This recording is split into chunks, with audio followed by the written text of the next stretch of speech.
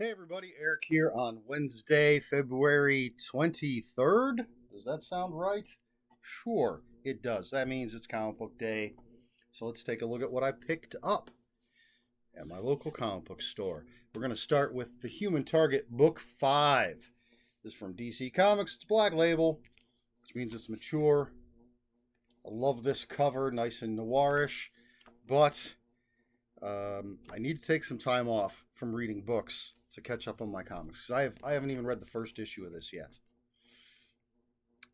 But I'm looking forward to it. Written by Tom King. Looks like a very good book. And I like the interior art. It's very cool. But that's Human Target, Book 5. Then we have Telepaths, Book 6 of 6 from AWA Upshot. J. Michael Straczynski is the writer. I have read the first, just the first issue of this, I think. Maybe the first two. It was pretty cool. I always like J. Michael Straczynski. I would definitely say when it comes out in trade, if you haven't been picking it up, check out the trade paperback. The Heathens, number 4 from Aftershock, I believe. Written by Cullen Bunn. So right off the bat, you know it's going to have quality. Again, have not read any of the issues yet. Maybe this weekend I'll just read comics all weekend, gorge on pizza rolls, and try to catch up a little bit. Heathens number 4. Shang-Chi number 9 from Marvel Comics. I have read the first 4 issues, I think, of this series, which were good. They've moved on to another storyline, maybe even another one after that. I can't say. But one of my favorite characters, as always. Dark Ages, number 5 from Marvel Comics. I have read the first issue of this one. Really cool. Basically, an EMP takes out everything, and there's a time jump, and we see what the world is like with no power. I'm interested to see where it goes. I liked the first. I've read the first 2. Yeah. Second issue was really good too. First issue was great. In case I didn't mention that, and saying the second issue was good too didn't make any sense. First issue was great. Second issue was very good as well. Excuse me. Task Force Z number 5. Looks like it's going to be a Two-Face kind of thing. It's got the scarred coin. If you look very closely, you've got normal skin tone and then purple skin tone.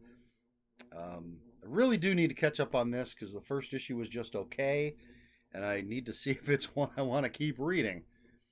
But I keep buying it. That's just the kind of kooky, crazy person I am. But it's Red Hood. It's my Red Hood fix.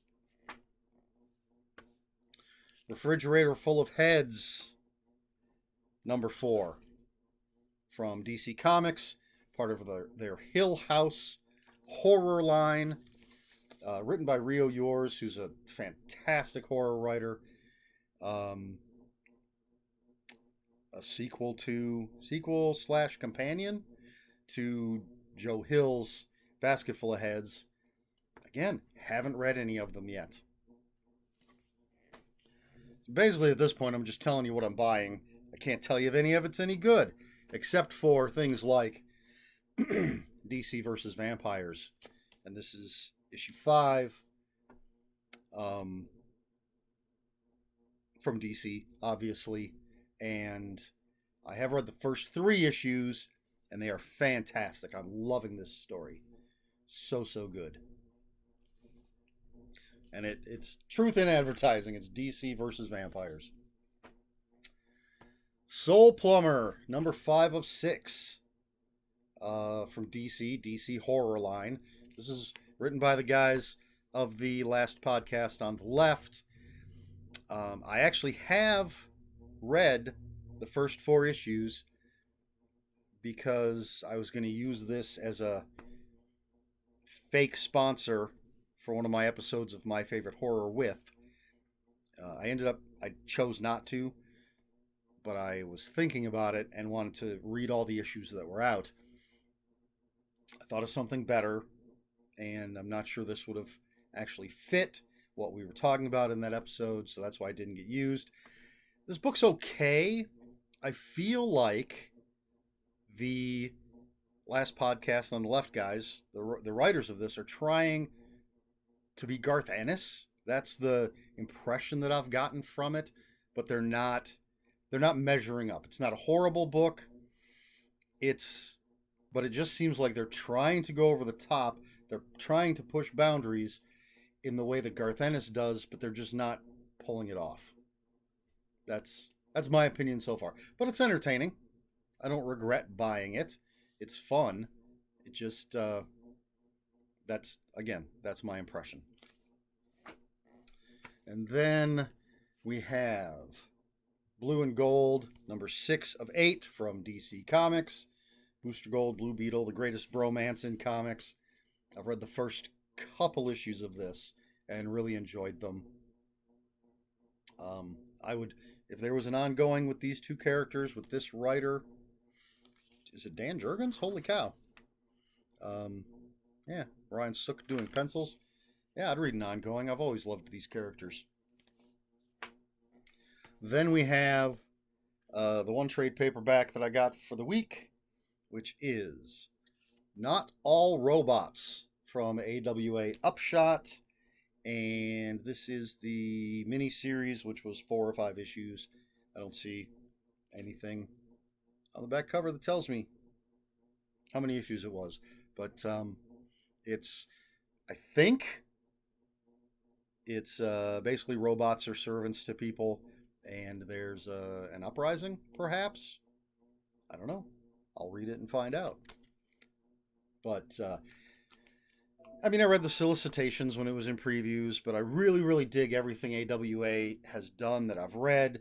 So I'm basically picking up anything they're doing at this point. Some things monthly, a lot of things just waiting for the trades. But, J. Michael Straczynski, the Telepaths monthly. Krista Faust has her 3rd book from them coming out. I'm definitely picking that up monthly. But a lot of it, I'll wait for the trades. I like them. Not All Robots. Something I grabbed off the shelf, and I kind of left it up to fate.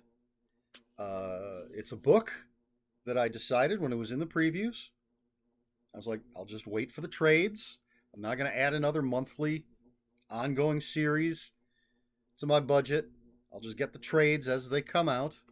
But I really love this cover. This is the first issue of this book. It's a fun cover.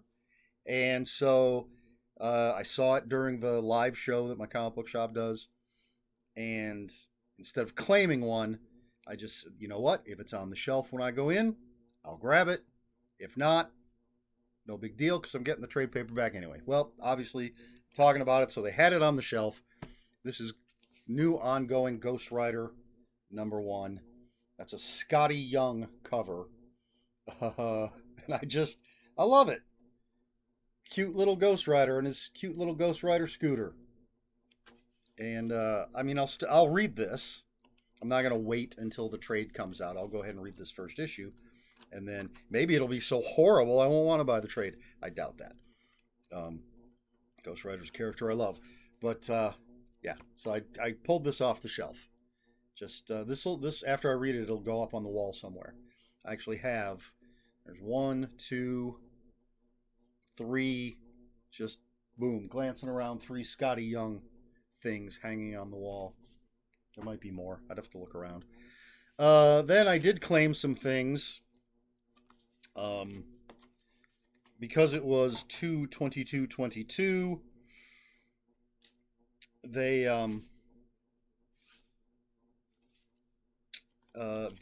being comic book shop guys, all their stuff was related to the number 2. The first issue they put up was, I think they said it was the first Bronze Age appearance of Two-Face, and it was $222. So every issue either had it was the second appearance of a character, or had 2 in the issue number. So So they did a bunch of that, and then towards the end of the show, just everything they were throwing up there was $2. So these were all $2, and it's just some issues of Deathlock, a character I love. I'm not sure I was around and read this series, but oddly, it's okay. I got that in a weird order. It's issues 8, 9, 10, and 12. No issue 11. So they're kind of random, but what the heck? Help out the local comic shop. Got Ghost Rider versus Deathlock. Ghost Rider versus Deathlock round 2. So, yeah. Character I love. Not sure about this run. I can't remember if I read this or not.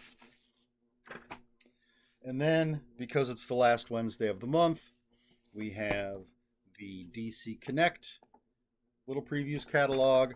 We have the regular everything else except Marvel and DC previews catalog. Flip it over so you can see that side. And because Marvel's got to be different, no Marvel catalog this week. Supposed to be out next week. So we'll see. But always excited to get these and look through and see what else I can spend my money on. All right, there you go. That's everything I picked up at the comic book shop this week. And you know what? Off the top of my head, you know what? I do have a question for this week. Since I had always planned on just getting the Ghost Rider as a trade paperback, but then bought that just because I dug the cover, would you, as a comic book purchaser, buy a book just for the cover? Maybe it's a series that you're not super interested in, but you love the cover, or again, you would normally wait for the trade paperback, but really loved the cover. Would you buy it? Would you do what I did, basically? Or would you just wait? Typically, the trade paperbacks have like a cover gallery in the back that shows all the variant covers and things. But I can't hang that on the wall. I'm certainly not going to pull the page out of my trade paperback and hang it up. Excuse me. And I mean, I have comics covering one wall, and there's at least there's a few that I wouldn't necessarily have purchased just for the comic. I just loved the cover art and wanted to hang it on the wall. Is that something you would do? Or am I a crazy... Well, we know I'm a crazy person. Has this just reinforced the idea that I'm a crazy person? Let me know in the comments below. Or just discuss your comic buying habits, if you care to. And if you have any other comments, questions, or corrections, please put them in the comments below. Comments are open for spoilers. Just post spoiler warning. We try to be polite here on my channel. Please like, share, and subscribe. You know all the usual YouTube stuff. Does everybody just tune out at this point as soon as I start talking about this stuff? If you care to follow me on other social media, my Twitter is @Ronin5757. My Instagram, where I post pictures of books, comic books, board games, and fuzzy animals, is Eric Smith 5757. That's Eric with a K, ERIKSMITH 5757. That is all I have for you this week. So until next week, read more comic books.